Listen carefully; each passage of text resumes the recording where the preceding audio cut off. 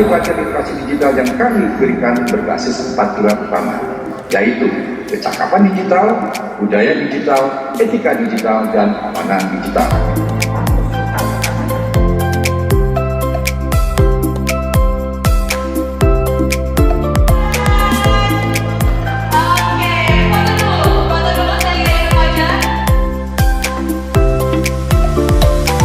Saya hanya mau menyampaikan selamat datang di tempat ini. Anda semua datang pasti bukan karena tidak tahu apa-apa, tetapi karena ingin lebih tahu.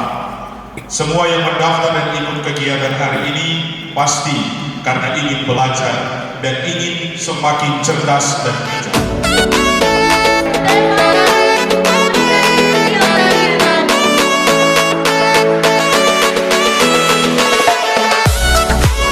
Ya jangan reaktif pertama-tama, karena kalau reaktif yang rugi adalah diri kita sendiri.